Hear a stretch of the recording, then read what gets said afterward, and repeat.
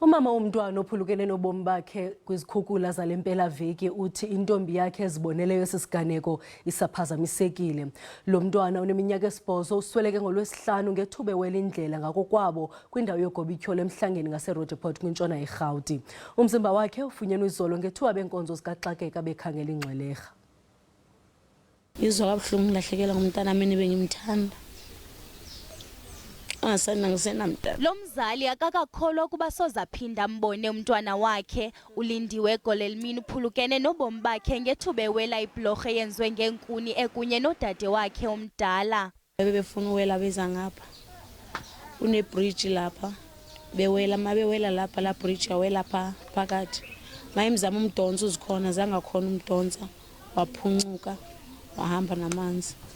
Lo mama uthi intombi yakhe endala imani banemifanekiso ngqondweni yangethuba udade wakhe omncinci ekhukhuliswa ngamanzi.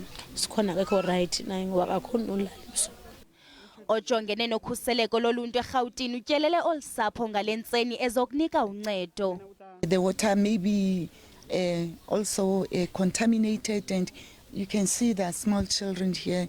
This is not a place where you can say someone could live here permanently. In terms of disaster relief and be kind to the family, I've spoken to my HOD now, who will be providing a relief from disaster management side. Kusenjalo abahlali baseKliptown abachatshazelwe kanobomi zezikhukhula bafihle inhloko kwiholo lasekuhlaleni Walter Sisulu. Bambi babuyele emva beyokujonga lo monakalo. Aba bahlali baziva bengenamandla. Andinamazwe, ndilahlekelwe into yonke, ndisindise nje ipassport yam kuphela. Sizayokwakha izindlu zethu kwakhona kodwa kwangoku asinamali. Abajongene nentlekele bathi iKliptown yeyona ngingqi nenani eliphezulu labantu abashiyeke bengenamakhaya ngenxa yezikhukhula. Uzokuthi kangoku ngabantu ababini eqinisekiswe ukuba baswelekile. Owasetyhini waseKarhiso ulahlekile kwaye kukholelwa ukuba ngahle uswelekile. One fatality is an 8-year-old school-going girl.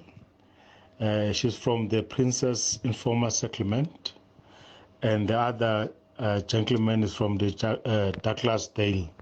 Unfortunately, we have got one fatality in the West Rand, but the search and rescue teams are still looking for the lady who was washed away by the floods.